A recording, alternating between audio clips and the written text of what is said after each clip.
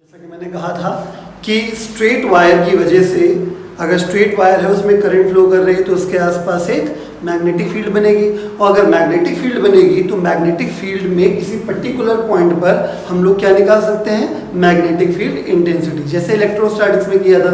Electrostatics में क्या किया था, इलेक्ट्रिक फील्ड थी, इलेक्ट्रिक फील्ड के अंदर किसी पर्टिकुलर पॉइंट पे हमने इलेक्ट्रिक फील्ड इंटेंसिटी निकाली थी। तो ये तो एक जनरल मेथड हो गया, जनरल फंडा है कि अगर कहीं पे कोई फील्ड है तो उसके किसी पर्टिकुलर पॉइंट पर फील्ड इंटेंसिटी निकाली जा सकती है, राइट। तो चाहे इलेक्ट्रिक फील्ड हो तो इलेक्ट्रिक फील्ड इंटेंसिटी निकलेगी, मैग्नेटिक फील्ड हो तो मैग्नेटिक फील्ड। चलिए अपने टॉपिक पे आते हैं। हमारे पास एक वायर दिया गया होगा फाइनाइट लेंथ का, इनफाइनाइट लेंथ का नहीं है, तो उसमें करंट फ्लो कर रही है। उस करंट की वजह से इसके आसपास जो मैग्नेटिक फील्ड बनेगी, उस मैग्नेटिक फील्ड में ये पॉइंट है P। इस P पॉइंट पे हमको मैग्नेटिक फील्ड का इंटेंसिटी निकालना है। तो वही मैंने हेडिंग डाला है, derivation for the expression of magnetic field intensity due to a straight finite current carrying wire. Straight है, फाइनाइट है और करंट कैरी कर रहा है, I करंट इसमें कैरी हो रही है। ये वायर के एंड पॉइंट्स हैं Y डैश और Y। मैं डायग्राम समझा देता हूँ आपको, ज़्यादा समय लग जाता है इस वजह से मैंने डायग्राम पहले से ही बना लिया था। बहुत इजी है, कोई दिक्कत नहीं। आप एक वायर बनाएंगे, वायर स्ट्रेट बनाइएगा, करंट शो कर दीजिएगा, ठीक है। उससे कुछ दूरी पे P पॉइंट शो कर दीजिएगा, P पॉइंट से डॉट डॉट करके एक लाइन बना दीजिएगा, तो ये परपेंडिकुलर बन जाएगा यहाँ पे, ठीक है। इसको पॉइंट O मान लीजिएगा एज अ रेफरेंस पॉइंट, और यहाँ पे इन दोनों के बीच का डिस्टेंस A मान लिया जाएगा, ठीक है। अब क्योंकि बायर-सावर्ट लॉ का इस्तेमाल करना है, मैंने आपको पहले ही बता दिया है, ठीक है। तो बायर-सावर्ट लॉ का इस्तेमाल करने के लिए जो प्रोसीजर होता है वो अपनाएंगे। क्या प्रोसीजर होता है, ये चीज समझ लीजिए। प्रोसीजर ये होता है कि वायर के ऊपर हम लोग एक छोटा सा एलिमेंट कट करते हैं, जिसको हम लोग करंट एलिमेंट कहते हैं, जिसकी वैल्यू आइडियल लिखी जाती है। तो ये हो गया आइडियल। फिर यहाँ से एक पोजीशन वेक्टर ड्रॉ किया जाता है उस P पॉइंट तक, जिसकी लेंथ R के बराबर होती है, और इन दोनों के बीच का एंगल थीटा माना जाता है। ये हो गया। अब एडिशनल जो बातें मैंने मानी है वो क्या है, वो देख लीजिए कि ये वाला एंगल, मतलब ये डॉट डॉट ब्लू लाइन और ये ब्लैक वाली लाइन, ये जो है इसके बीच का एंगल फिलहाल कितना है, 5। यानी इस करंट एलिमेंट ने से जो ये लाइन जा रही है और ये जो लाइन है, उनके बीच का जो एंगल है वो 5 मान लिया है।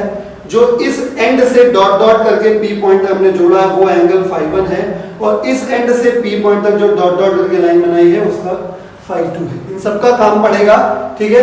आंसर हमारा देखिए, हमेशा मैंने आपसे एक बात कही है, ठीक है, कि आपको जब भी डेरिवेशन करना हो तो 3 बातें याद रखिएगा, स्टार्ट, फिनिश और ट्विस्ट। मतलब शुरू कहाँ से करना है, फिनिश कहाँ पे आके होगा, और ट्विस्ट क्या है, मतलब बीच बीच में क्या टर्निंग पॉइंट्स आ सकते हैं, जो अगर आप भूल गए तो फिर आपको दिक्कत आ जाएगी, ठीक है। तो मैं फिनिशिंग पॉइंट बताने जा रहा हूँ। फिनिशिंग पॉइंट ये है कि अल्टीमेटली आपका आंसर आएगा magnetic field at point P is equal to mu naught upon 4 pi I by A into sine phi 1 plus sine phi 2, ठीक है। Sine phi 1 plus sine phi 2, ultimately ये formula derive होके आने वाला है। आइए शुरू करते हैं। तो स्टार्ट जान लेते हैं। स्टार्ट के लिए पहली बात, इतनी रिक्वायरमेंट है आपके पास, इतनी रिक्वायरमेंट है, मतलब आपको डायग्राम इतना बना के चलना है, और एडिशनली आपको एक चीज ये लिखनी होगी कि बायोट-सावर्ट लॉ हम लोग क्या जानते हैं, dB इज इक्वल टू होता है क्या, या total magnetic field P point पे जो आएगी वो आएगी इंटीग्रेशन क्या, म्यू नॉट अपॉन 4 पाई IDL sine theta upon R square. अब बहुत ध्यान दीजिए, इक्वेशन नंबर 1 मान लेते हैं, और ध्यान से देखने की ये बात है कि देखिए आपने इस डायग्राम और यहां से शुरू करना है, उल्लाना यहाँ पे है। अब देखिए फायदा क्या है, इससे फायदा ये मिला कि अब हमको एक दिमाग में एक कंसेप्ट क्लियर है कि अल्टीमेटली आना आंसर किसमें है, I ठीक है, म्यू नॉट अपॉन 4 पाई ठीक है, DL नहीं आ रहा है, थीटा नहीं आ रहा है, थीटा के प्लेस पे फाई दिख रहा है, और R नहीं आ रहा है, R की जगह पे A दिख रहा है।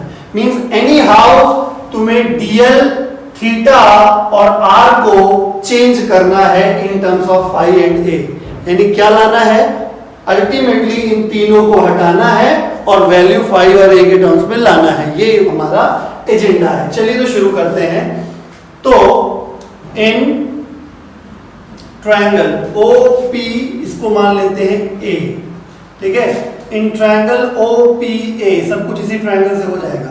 सबसे पहले बताइए किसको टारगेट करें। चलिए पहले थीटा को टारगेट कर लेते हैं, ठीक है।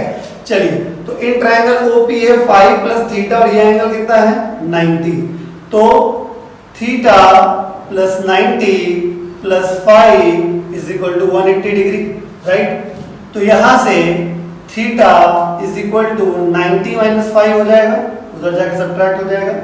फिर हमारे पास क्या है साइन थीटा, हमारे पास यहाँ पे थीटा है, वहां साइन थीटा है, साइन ले लेते हैं दोनों तरफ। तो sign theta is equal to sine 90 degree minus 5। Sine 90 minus 5 cos 5 होता है, तो साइन थीटा की वैल्यू कॉस 5 हो गई।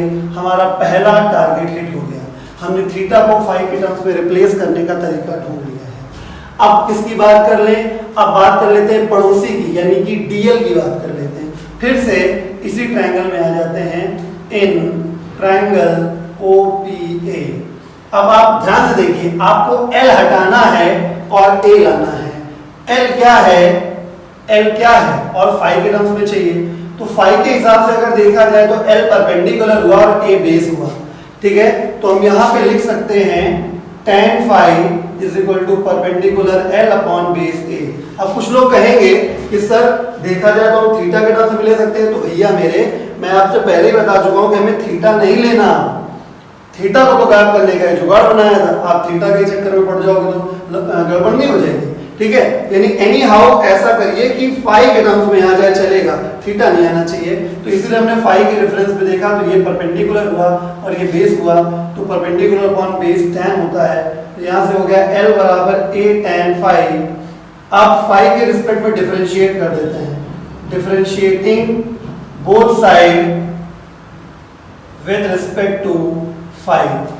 तो जब डिफरेंशिएट करेंगे माय डियर, तो ये हो जाएगा dl अपॉन d phi is equal to a constant है, कुछ नहीं होगा, और tan phi का differentiation sec square phi, okay.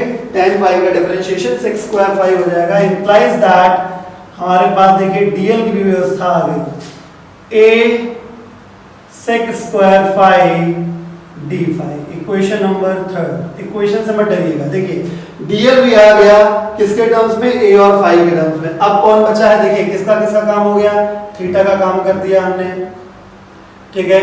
उसके बाद dl का काम कर दिया, अब कौन बचा, r। तो भैया देखिए r और चाहिए किसके किसके टर्म में, phi और a के टर्म्स, यानी बेस और हाइपोटेन्यूज, ठीक है। फिर से ट्रायंगल ले लीजिए, यानी आपको कुछ नहीं करना, उसी ट्रायंगल पे अटके रहना। ट्रायंगल OPA में आप ले लेंगे बेस अपॉन हाइपोटेन्यूज, यानी cos ले लीजिए, cos phi इज इक्वल टू base upon hypotenuse, hypotenuse is r।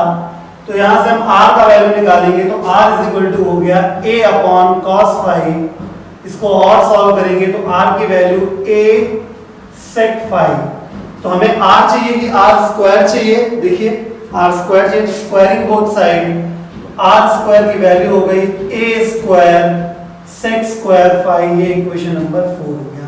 अब बस आप फर्स्ट इक्वेशन में रख के सॉल्व कर लेंगे, आपका आंसर आ जाएगा। तो from first, second, third and fourth, ठीक है। Magnetic field at point P is equal to integration mu naught upon 4 pi I by r square की जगह हो जाएगा, r स्क्वायर जगह हो जाएगा, r स्क्वायर का काम कर चुके हैं, a square sec square phi, ठीक है। dl की वैल्यू क्या है, a sec square phi d phi, और क्या बचा, sin थीटा की वैल्यू क्या है, cos phi, ठीक है। a से स्क्वायर कटा, sec स्क्वायर phi से sec स्क्वायर phi कटा, तो magnetic field at point P is equal to mu naught upon 4 pi, ठीक है। I कांस्टेंट है, a की वैल्यू भी फिक्स है, इंटीग्रेशन कहां से कहां तक हो गया देखिएगा, केवल अंदर बचा है cos phi और d phi, क्योंकि phi वेरिएबल इसलिए cos phi बाहर नहीं आया। अब सवाल ये है कि इंटीग्रेशन हमें कहां से कहां तक चाहिए था, y डैश से लेके y डैश। अब लिमिट काहे की है, phi की। तो जब y डैश था तो एंगल phi का कितना था, phi 1 था, ध्यान से देखिएगा, ये हो गया phi1 और y के लिए phi कितना था, phi2 था, यानी phi1 से phi2 तक। एक चीज और, क्योंकि ये रेफरेंस लाइन से नीचे, देखिए तभी मैंने एंगल भी बनाया है, रेफरेंस लाइन से नीचे phi1 है इसलिए phi1 माइनस में होगा और phi2 ऊपर की तरफ है इसलिए प्लस में होगा। तो लिमिट्स बन गई -phi1 से लेके +phi2। अब cos phi का हम इंटीग्रेशन करेंगे अगले स्टेप में, bp is equal to mu naught upon 4 pi i by a। जब इंटीग्रेशन हो जाएगा तो cos phi का इंटीग्रेशन आता है sin phi, -phi1 से लेके +phi2 तक। ठीक है, फिर आप क्या करेंगे, upper limit minus lower limit करेंगे, तो मैं यहीं पे शो कर देता हूं। Magnetic field at point P is equal to mu naught upon 4 pi I by a in bracket sine phi2 minus sine, नीचे लिख दे रहे हैं -phi1। ठीक है, तो क्योंकि आप देख सकते हैं साइन माइनस थीटा, समझ रहे हैं, क्योंकि साइन माइनस phi1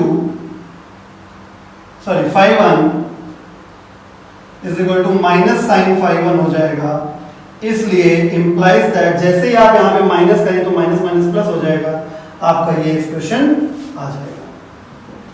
बात समझ में आ रही है आपको? अब रह गई बात डायरेक्शन निकालने की। डायरेक्शन निकालने के लिए आपको क्या करना है, वही चीज, राइट हैंड थंब रूल।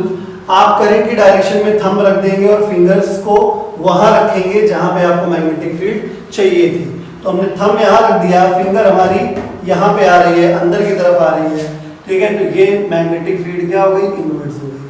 तो मैं फिर से यही कहूंगा कि direction is given by, direction के लिए use right hand thumb rule. चलिए अब मान लीजिए कि आपके पास जो अभी हमने जो आपको कराया उसमें केवल एक वायर था। अब मान लेते हैं वायर का पूरा पूरा बंडल आ जाए, एक बंडल है वायर का, ठीक है, मतलब सारे वायर स्ट्रेट हैं, बंडल्ड फॉर्म में है, मतलब 10 वायर हैं वो एक साथ बंडल्ड हैं और सब में करंट सेम डायरेक्शन। जैसे आपने अपने घर में भी वायर देखा होगा, कॉपर का जो वायर होता है उसमें बहुत छोटे छोटे जो वायर्स होते हैं उनको क्या कर देते हैं, पतले पतले वायर्स को एक साथ बंडल कर दिया जाता है, जोड़ दिया जाता है ना। तो वही केस मान लीजिए कि बहुत सारे स्ट्रेट वायर्स हैं और n वायर्स हैं वो, और सब में करंट सेम डायरेक्शन में है।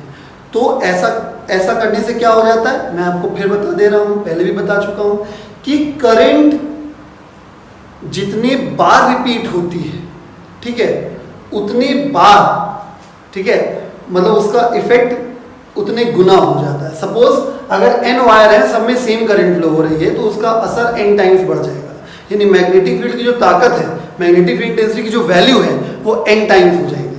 तो मैंने वही लिखा है कि if there are n wires having same current in same direction, same current in same direction, उस सिचुएशन में ये जो करंट है I, इसका असर n टाइम्स क्या हो जाएगा, इंक्रीज हो जाएगा। यानी फॉर्मूले में फिर आपको n से मल्टीप्लाई करना पड़ जाएगा। डायरेक्शन देने का तरीका अब भी वही है, राइट हैंड थंब रूल। ठीक है।